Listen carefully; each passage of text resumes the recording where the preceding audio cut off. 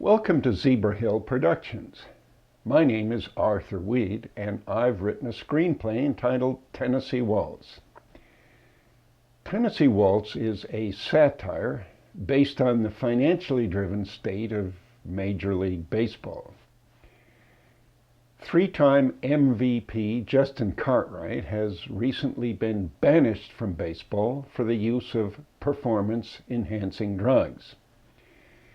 He manages, however, to find a position with the Nashville Bandits, a single-A minor league team made up of Indians from the nearby Blackfeather Reservation. The Indians all have special needs. They have never won a game.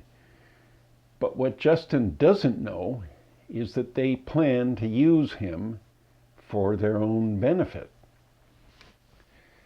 Jeremiah Blackfeather, a 19th century Indian baseball player, originally donated the money to buy the land just outside of Nashville, which the Bandits use as a playing field. He made a deal with the government, designating the land an adjunct to the Blackfeather Reservation. This made the Bandits' playing field Indian land. Years later, it also made the playing field eligible under Tennessee law for construction of an Indian gaming casino.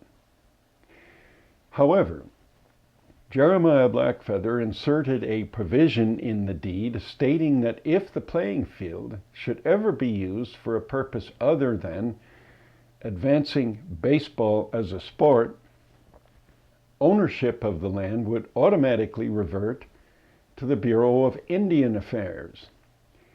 Construction of an Indian gaming casino on the Bandits' playing field is a purpose other than advancing baseball as a sport. Not only that, but the Bandits' franchise agreement with the league prohibits gambling. The agreement, however, states that if any team loses 50 games in a row, their franchise is at an end. Knowing this, the Bandits' manager, Tom Canfield, is trying to make the Bandits lose 50 games in a row so he can build a casino on their playing field. The Bandits are currently at 27 consecutive losses. Complicating matters, Jeremiah Blackfeather was illiterate. Instead of a signature, he used a mark, the number 57. During his time, he held the record for most come-from-behind saves by a relief pitcher, 57 saves. But 57 is the most come-from-behind saves by a left-handed relief pitcher. And Tom has evidence Jeremiah Blackfeather was right-handed. That means the deed is a forgery, and it also means the reverter clause conveying the playing field to the Bureau of Indian Affairs is invalid. Tom has worked a deal out with Chief John Blackfeather that they will split the profits from the casino right down the middle. The evidence Tom has that Jeremiah Blackfeather was right-handed is a picture he stole from the Tennessee Museum of Baseball History. The picture depicts Jeremiah Blackfeather in a 19th century baseball uniform, and it does show that he was right-handed. But what Tom doesn't know is that the picture is a daguerreotype. That is, it was made by a 19th century photographic process that reverses the image. That means the picture actually proves Jeremiah Blackfeather was left-handed. That means the deed is not a forgery, and more importantly, the reverter clause conveying the casino to the Bureau of Indian Affairs is valid and will be enforced. Knowing this, the chief's daughter, Cindy Blackfeather, has worked out a deal of her own with the Bureau of Indian Affairs to develop a fast food chain on the bandits' playing field. Enter Justin Cartwright. Justin was the star of a Major League Baseball team in New York until it was discovered he had been using performance-enhancing drugs. Overnight, he became vilified as an outcast and was banished from professional baseball. But through the graces of Cindy Blackfeather, he has landed a position with the Bandits where he can play despite his suspension. The edicts of Major League Baseball don't apply on Indian reservations. Tom, however, suspects something is up. In the guise of a priest, Tom offers Justin a chance to bet that gambling is the future of baseball and help him develop the casino. Justin, however, waffles, and so Tom uses Susie Rivers, an attractive local sportscaster, to spike Justin's drink at a downtown bar and get him arrested for drunk driving. Justin is banished from baseball a second time and sentenced to 90 days community service on the Blackfeather Reservation. At the reservation, Justin is assigned to work in the curio shop run by Cindy Blackfeather. Having learned of Cindy's plans to start a fast food franchise on the Bandits' field, Justin decides to throw in with Cindy. Tom finds out and gets Justin arrested a second time. Now he is sent to prison, and reality sets in. Justin has second thoughts about the real meaning of baseball. Susie visits him in prison and gives him another chance to opt for Tom's side. The future of baseball isn't fast food, she insists. It's gambling. Torn between Scylla and Charybdis, Justin half-heartedly accepts Susie's proposal, and Tom, who is an attorney in addition to being the Bandits' manager, files a motion for reduction of sentence. Justin is brought back to court in Nashville. The big game, in which the Bandits will have lost 50 games in a row, is set for the same day as the hearing on Justin's motion for reduction of sentence. For the big game, the Bandits will face the Nashville Pixies, a girls' softball team coached by Cindy Blackfeather. Cindy, however, has had a change of heart. Now she has decided she loves the game of baseball more than profits from fast food.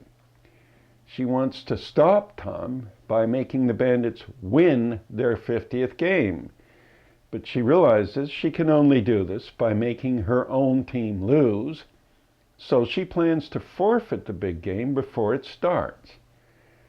Tom has guessed Cindy's intentions, and he subpoenas her for Justin's court appearance, so she cannot be present at the big game. When Cindy is called as a witness at Justin's hearing, she seizes the opportunity to publicly denounce Tom for trying to ruin the game of baseball. It doesn't work.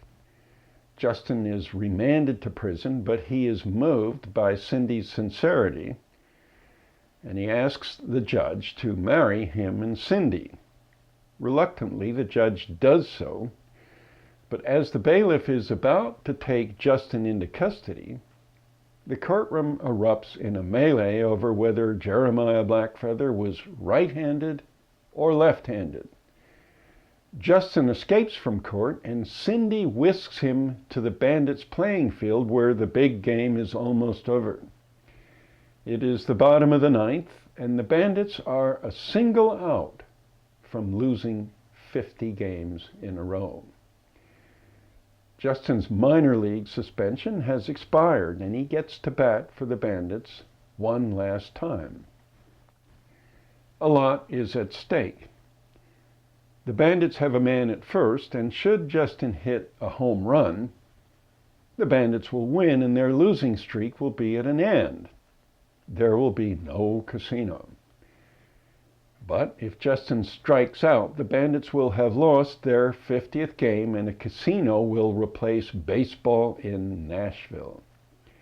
Unknown to Tom, however, the casino will become the property of the Bureau of Indian Affairs. Out of shape from his prison stint, Justin swings wildly at the first two pitches. He misses both times. The game is down to a single pitch. Here it comes, and Justin strikes out. During a post-game interview with Justin, Cindy asked for his sentiments on the turn of events which have changed the Bandits' playing field. Pensive, Justin replies that it took going to prison for him to discover the real meaning of baseball. And what might the real meaning of baseball be, Susie asks. Gambling? Fast food? Both, Justin replies. It is 3 months later, and Justin and Cindy are living happily ever after on the Blackfeather Reservation. Together, they are coaching the Pixies. In an idyllic setting, Justin is teaching a 12-year-old girl how to hit a slider, and Cindy is showing a trio of Indian girls how to steal second. There is a pervasive feeling of goodness to it all. But there is a cloud on the horizon. Unnoticed, an IRS agent in a government car has pulled into the parking lot behind the bleachers. He watches the practice session in the bleachers away from the Indians. Following a discreet wait, he ambles onto the field and flashes his badge at Justin. The movie ends in a series of shots without sound. The IRS agent reads Justin the Miranda warnings from a card. Justin is handcuffed and led to the agent's car behind the bleachers. Justin is placed in the back seat. The agent locks the door. The agent's car slowly drives across the parking lot and turns onto the main road where it heads in the direction of town. A second government car passes in the opposite direction, heading towards the reservation. As the second car approaches, the inscription Bureau of Indian Affairs can be made out on the front door. A garish inflatable hot dog and 4 plastic slot machines adorn the roof. Cindy races to greet the driver. They embrace and kiss passionately. We did it. Fast food, anyone? Thanks for watching.